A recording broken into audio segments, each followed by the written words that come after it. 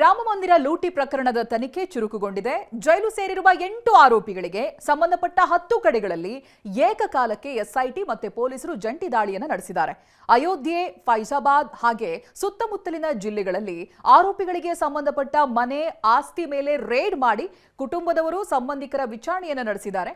SIT ಮತ್ತೆ ಅಯೋಧ್ಯೆ ಪೊಲೀಸರ ಜಂಟಿ ದಾಳಿ ವೇಳೆ ಆರೋಪಿ ಟಿನ್ನು ಯಾದವ್ ಮನೆಯಲ್ಲಿ ಐಷಾರಾಮಿ ವಸ್ತುಗಳು, ಹೂಡಿಕೆಯ ದಾಖಲೆಗಳು, ಆಸ್ತಿ ಪತ್ರಗಳು, ದುಬಾರಿ ಮೊಬೈಲ್ ಫೋನ್ಗಳು, ಗೃಹೋಪಯೋಗಿ ವಸ್ತುಗಳು, ಲಕ್ಷಾಂತರ ಮೌಲ್ಯದ ಚಿನ್ನಾಭರಣ ಸೇರಿದಂತೆ ಐಷಾರಾಮಿ ವಸ್ತುಗಳನ್ನು ವಶಪಡಿಸಿಕೊಳ್ಳಲಾಗಿದೆ.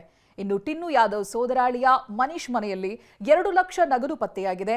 ಇತ್ತ ರಾಮಶಂಕರ್ ಯಾದವ್ ಮನೆಯಿಂದ ದುಬಾರಿ ಆಭರಣಗಳನ್ನು ವಶಪಡಿಸಿಕೊಳ್ಳಲಾಗಿದೆ. ಇನ್ನೋರ್ವ ಆರೋಪಿ ಅನುಕೂಲ್ ಮಿಶ್ರಾ ಮನೆಯಿಂದಲೂ ಕೂಡ ಬೆಲೆಬಾಳುವ ವಸ್ತುಗಳನ್ನು ವಶಪಡಿಸಿಕೊಳ್ಳಲಾಗಿದೆ. ಇಷ್ಟೇ ಅಲ್ಲ, ಬ್ಯಾಂಕ್ ವಿವರ, ಆಧಾರ್ ಕಾರ್ಡ್, ಪಾನ್ ಕಾರ್ಡ್ ಮತ್ತೆ ಕುಟುಂಬ ಸದಸ್ಯರ ಮೊಬೈಲ್ ಸಂಖ್ಯೆಗಳನ್ನು ಪಡೆಯಲಾಗಿದೆ.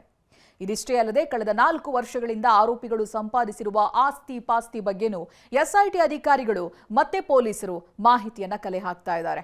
ಕೋಟಿ ಕೋಟಿ ಭಕ್ತರ ಆರಾಧ್ಯ ದೈವ ಅಯೋಧ್ಯೆಯ ಶ್ರೀರಾಮನ ಹುಂಡಿಯಲ್ಲಿ ಕೋಟಿ ಕೋಟಿ ಲೂಟಿ ಪ್ರಕರಣ ದಿನಕ್ಕೊಂದು ತಿರುವನ್ನ ಪಡೆದುಕೊಳ್ತಾ ಇದೆ. ಉತ್ತರ ಪ್ರದೇಶ ಸರ್ಕಾರಕ್ಕೆ ಎಸ್ಐಟಿ ಪ್ರಾಥಮಿಕ ವರದಿಯನ್ನ ಸಲ್ಲಿಸಿದೆ. ಎಸ್ಐಟಿ ತನಿಖೆಯಿಂದ ಹೊರಬಿದ್ದಿರುವಂತಹ ಸತ್ಯಗಳು ಮೈ ನಡುಗಿಸುವಂತಿದೆ.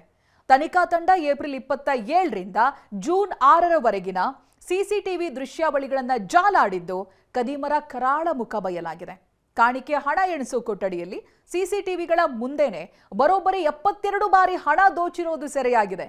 ಸಿಸಿಟಿವಿ ನಿಯಂತ್ರಣ ಕೊಠಡಿಯ ಉಸ್ತುವಾರಿ ಸೇರಿ 40 ಜನರು ಈ ಅಕ್ರಮದಲ್ಲಿ ಭಾಗಿಯಾಗಿರುವುದು ಎಸ್ಐಟಿ ತನಿಖೆಯಲ್ಲಿ ಬಯಲಾಗಿದೆ. ವಿಪರ್ಯಾಸ ಅಂದ್ರೆ ಹಣ ಎಣಿಕೆ ಕೊಠಡಿಯ ಹೊರಗೆ ನಿಯೋಜಿಸಲಾದ ಭದ್ರತಾ ಸಿಬ್ಬಂದಿ, ಪೊಲೀಸರು ಹಾಗೆ ಪಿಎಸ್ಸಿ ಸಿಬ್ಬಂದಿ ಕೈಗಳಿಗೂ ಕಳಂಕ ಅಂಟಿದೆ. ಅಕ್ರಮದಲ್ಲಿ ಹೆಸರು ಕೇಳಿಬಂದ ಪ್ರತಿಯೊಬ್ಬ ವ್ಯಕ್ತಿಯನ್ನ ಪ್ರತ್ಯೇಕವಾಗಿ ವಿಚಾರಣೆ ಮಾಡಲಾಗ್ತಾ ಇದೆ. ಅಲ್ಲದೆ ಬ್ಯಾಂಕ್ಗೆ ಹಣ ಜಮೆ ಮಾಡುವ ಯಾವುದೇ ನಿಯಮಗಳನ್ನ ಪಾಲಿಸಿಲ್ಲ. ಆಘಾತಕಾರಿ ವಿಷಯ ಅಂದ್ರೆ ಜೂನ್ 4ರಂದೇ ಈ ಬಗ್ಗೆ ಟ್ರಸ್ಟ್ನ ಪ್ರಧಾನ ಕಾರ್ಯದರ್ಶಿ ಚಂಪತ್ ರಾಯ್ಗೆ ಕಳ್ಳತನದ ಸತ್ಯ ಗೊತ್ತಾಗಿದ್ದು ಸ್ವತಃ ಸಿಸಿಟಿವಿ ನೋಡಿ ಈ ಬಗ್ಗೆ ಖಚಿತಪಡಿಸಿಕೊಂಡಿದ್ರು. ತಕ್ಷಣ ಎಫ್ಐಆರ್ ದಾಖಲಿಸದೇ ಇರೋದು ಕೂಡ ಆ ರೀತಿಯಾಗಿ ಮೌನ ವಹಿಸಿರೋದು ಈಗ ಹಲವು ಅನುಮಾನಗಳಿಗೆ ದಾರಿ ಮಾಡಿಕೊಡ್ತಾ ಇದೆ. ಇದೀಗ ಪೊಲೀಸರು ಪ್ರತಿಯೊಬ್ಬರನ್ನ ಪ್ರತ್ಯೇಕವಾಗಿ ತನಿಖೆ ಮಾಡ್ತಾ ಇದ್ದಾರೆ. ಇನ್ನು ರಾಮಮಂದಿರ ಹುಂಡಿ ಲೂಟಿ ಪ್ರಕರಣದ ಎಫ್ಐಆರ್ನಲ್ಲೂ ಟ್ವಿಸ್ಟ್ ಸಿಕ್ಕಿದೆ.